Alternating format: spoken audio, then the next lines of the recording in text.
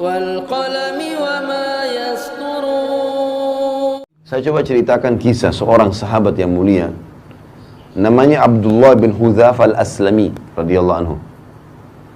Abdullah bin Hudzafa ini jarang sekali orang tahu kisahnya.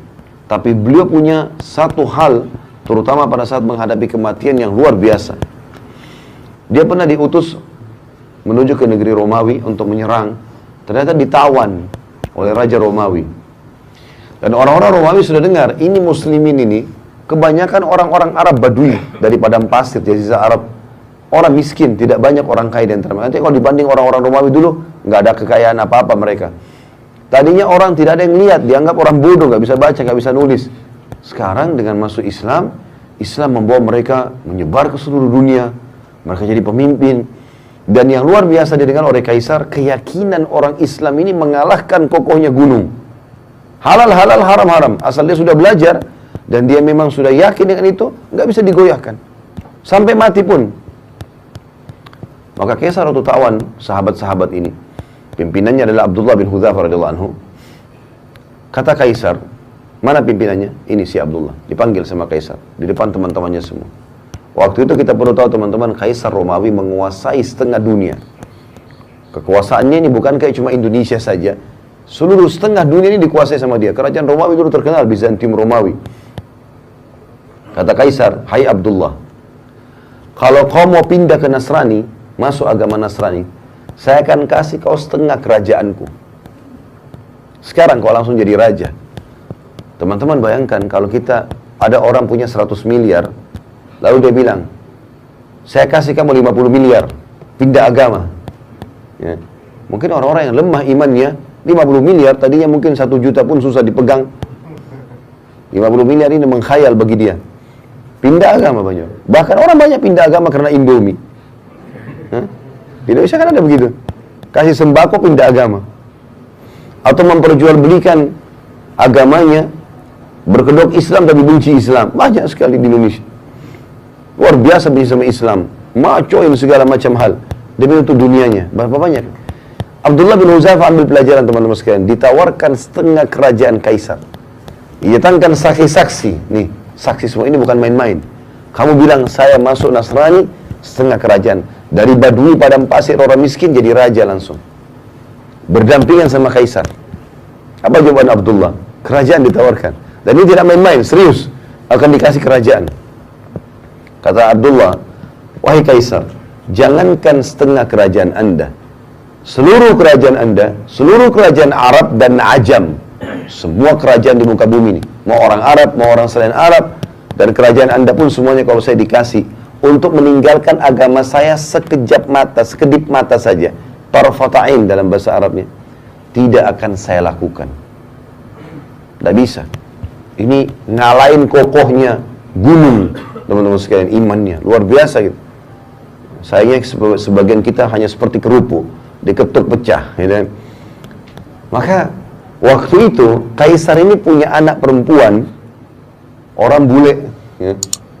Kalau kita sekarang sering ucapkan begitu, yang terkenal kecantikannya, masih gadis, tinggi, putih, cantik, fitnah bagi laki-laki. Sampai banyak raja-raja waktu itu dan para perdana menterinya, Kaisar, panglima-panglima perang berharap jadi suaminya perempuan itu. Terkenal sekali. Dikeluarkan oleh Kaisar, dulu di sebelahnya, hai Abdullah, setengah kerajaanku dan nikahi anakku. Ini juga plus lagi, dapat perempuan tercantik di dunia pada saat itu. Kata Abdullah dengan kalimat yang mungkin Kaisar tidak semudah itu memahaminya ya. Tapi orang beriman harus bisa paham.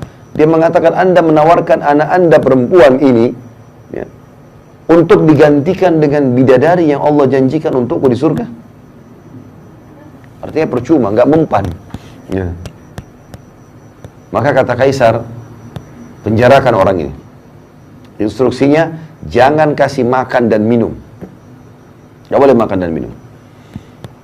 Teman-teman, kita kalau nggak makan 2 hari, 3 hari mungkin masih lapar, tapi masih bisa hidup lah. Tapi kalau nggak minum, ini nggak mudah nih. Dari pagi sampai malam kita nggak minum, sudah kering tenggorokan.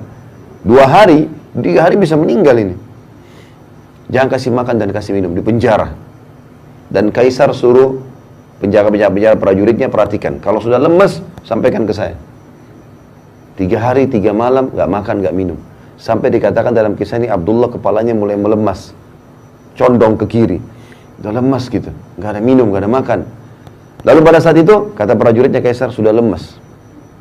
Kata Kaisar, masukkan babi dan khamr di penjaranya.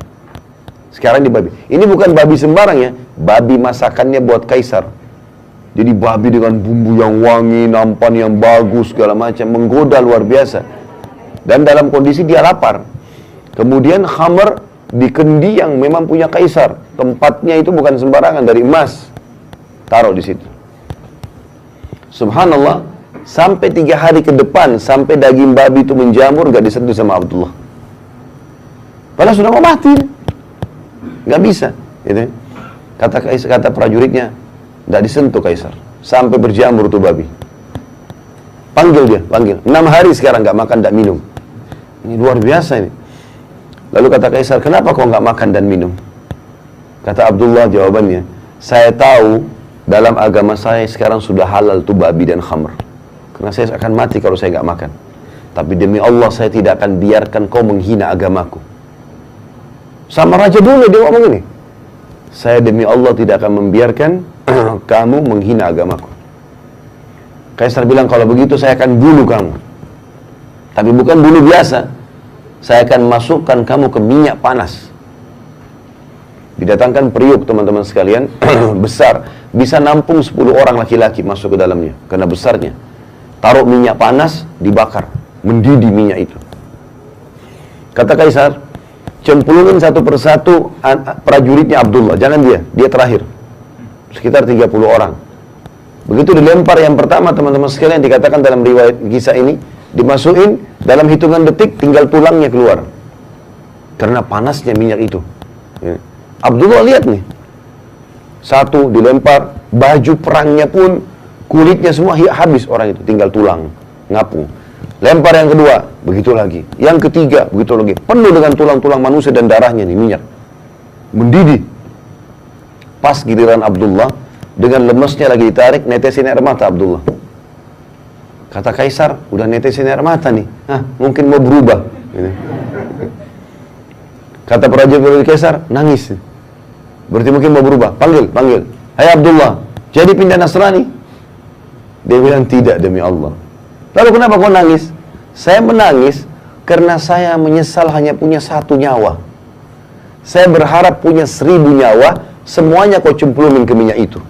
Untuk mati menuju ke akhirat. Bagaimana orang beriman teman-teman faham masalah ini? Nggak ada yang goyahkan dia. Dunia ini sebentar. Antum tarik kisah ini kepada penyakit yang sedang kita alami.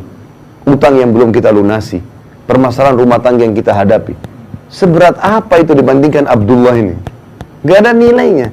Tapi dia begitu yakin ada Tuhannya Allah. Dan dia yakin dunia ini hanya sebentar, dia akan menuju ke akhirat. Itu poin yang tidak boleh luput dengan kita.